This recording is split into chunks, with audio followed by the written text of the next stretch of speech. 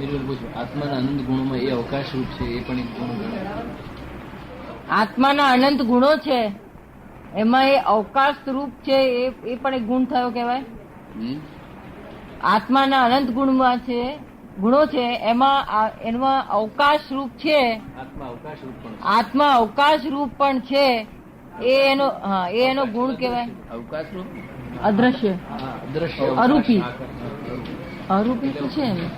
અવકાશ એટલે જગ્યાના અર્થમાં નહીં. હા, શૂન્ય, આકાશ, અરૂપી કહો છો તમે. આકાશ, આકાશ જેવું. નથી ને આત્માને પકડી. હા, એ બરાબર છે.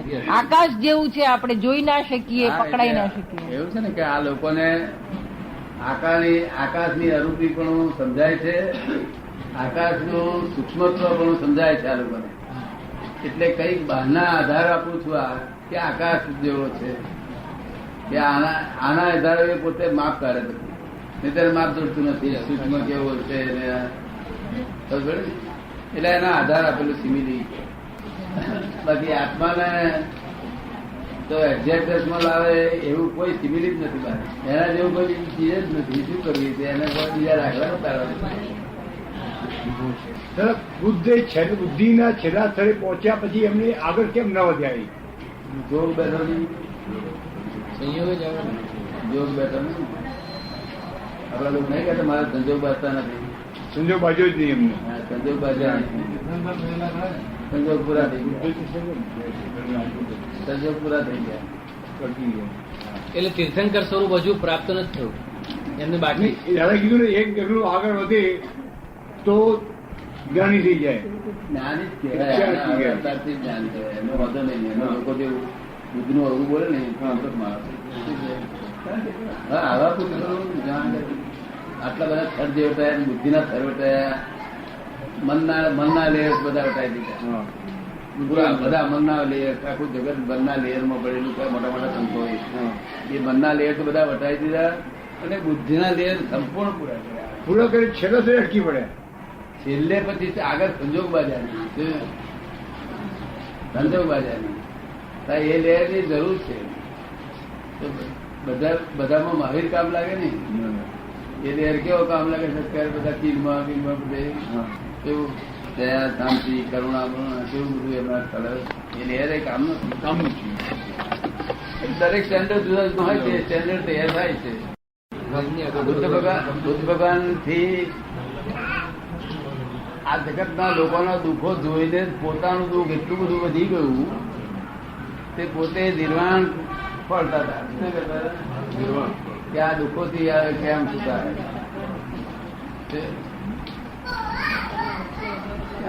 લોકોનું દુઃખ જોયા આપણે ચોટી પડ્યું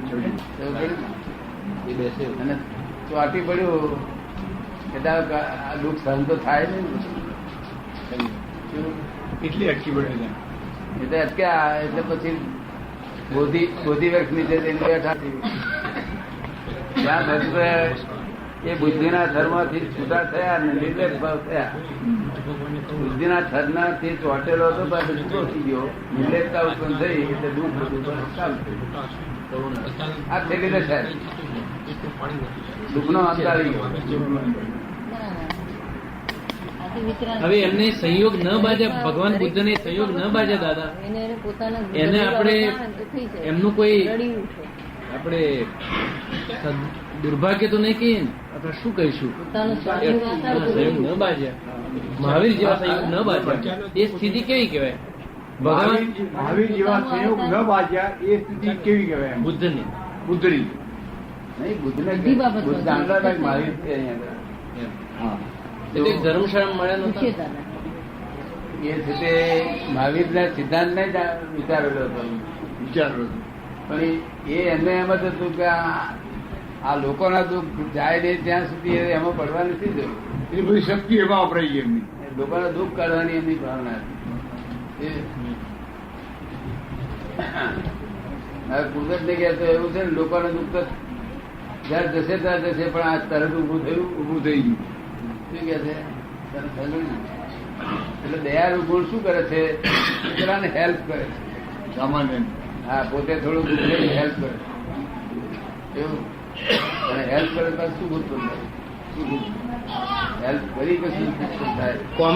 કોમ્યુનિસ્ટોને પણ બુદ્ધ વધારે અનુકૂળ આવે છે. હા, બુદ્ધિ બધાને અનુકૂળ આવે. કોમ્યુનિસ્ટોને પણ કારણ કે પેલું દુઃખ દૂર કરવાની વાત આવે ને. હા, બુદ્ધ અનુકૂળ આવે. બુદ્ધ અનુકૂળ આવે. મહાવીર અનુકૂળ ના આવે. આ ભાઈનો પ્રશ્ન છે, ભાઈનો પ્રશ્ન છે કે તમે કહ્યું ને કે ભાઈ મહાવીર ને છે તો કશું ના થાય, વિતરાગ રે, એમને કે કરુણા થાય નહીં પેલાનું દુઃખ જોઈને. તો એવું આજકાલના મોટા મોટા લોકોને એવું જ થઈ ગયું છે કે છે લોકોના દુઃખ જોઈને કઈ અસર જ નથી થતી કે છે. આ તો નફટ થઈ ગયેલા છે. કે એ પણ કે મહાવીર જેવા ના કહેવાય. અનુકૂળ નફટાઈ છે, નફટાઈ છે. જો અરે એની સ્વાર્થની વાત એ અવસ્થા પ્રાપ્ત કર્યા પછીની સ્થિતિ નથી એમની. એવું છે ને, નફટ ને પહોંચી વળાય ન પહોંચે. તે દુઃખ જ થતું નથી આ લોકો. તો શું દુઃખ થતું? એ નિર્લેપ હોય ને, સંવેદન જડ છે. સંવેદન જડ ને નિર્લેપતા કે સંવેદન જાડ્ય ને લોકો નિર્લેપતા માને. હા, બુદ્ધિએ કરીને સંપૂર્ણ થયેલો, જ્ઞાને કરીને અનુભવી થાય. શું કહ્યું? ક્યારેય થાય કામ. એ પોતે છે તે એમને એમ છે તે અનુભવ થયા જાય તો પછી એનો નબટાઈ આવે છે જ્ઞાન વગર. અજ્ઞાન થી એમ કરવા જશે કે આ કોણ કોણ મિલન સાર આ બધું શીખવાનું નબટ થઈ જશે. નબટ જોયેલા તમે? જોઈ છે પણ એમાં એનો એ સંયોગ એવો જ ને, નફટ થવામાં પણ સંયોગ એનો એવો જ ને. એવો એને એવો સંયોગ બાજુ એ વ્યવસ્થિત તાપે એટલે આપણા દોષ ના કરે. હા, દોષ નહીં. આપણા જ બધો દોષ ના કરે. વ્યવસ્થિત તાપે છે બધા. વ્યવસ્થિત પ્રેરણાથી આવું કરે છે. એટલે એને ચક્કર વધારે ફરવા પડે ખરા. હે, એને ચક્કર ફેરા વધારે ફરવા પડે. આ ચક્કર બધું બહુ ફેરવાના છે, હજુ ઘણા ફરવાના. આ તો આવું આ છેલ્લી તક કોઈએ લખ્યું ઉઠાવેલું આ છેલ્લી તક. છેલ્લી તક એટલા જ માટે કે છે કે આ જે 2000 વર્ષ પછી મહાવીર પછી 2500 વર્ષથી જે બધા સંતો ભક્તો બધા થયા એમનું શું થાય છે? જે સંતો ભક્તો છે એમનું શું થાય? થોડા ઘણા પાછા ઉતરી જાય, હા, તો બીજા બધાનું શું થાય? એટલે અપવાદ માર્ગ નીકળ્યો. શું અપવાદમાં અપવાદ? અક્રમ વિજ્ઞાન એમને કરી કર્યું છે ભક્તોને, તરત આ ફળ મળી ગયું, કામ થઈ ગયું. ભક્તો ભેગા થયા છે. આ કઈ ગપ્પુ નથી કે લોકોને કશું નશું કર્યું તેનું પ્રાપ્ત થઈ ગયું. બહુ કર્યું ને આ ભિક્ષાઓ હતી મોક્ષની છૂટવાની, તેના એ હેતુ ત્યાં પ્રાપ્ત થયું છે. બીજા લોકોને તો હવે અધોગતિના બધા નિશાનીઓ ઉભી થઈ.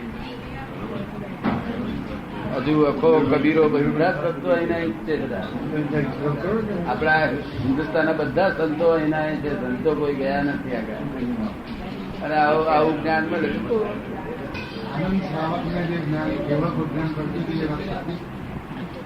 આનંદ શ્રાવક ને કેવળ જ્ઞાન થયું હતું. આનંદ શ્રાવક ને કેવળ જ્ઞાન થયું હતું એ વાત સાચી છે? સાચી વાત.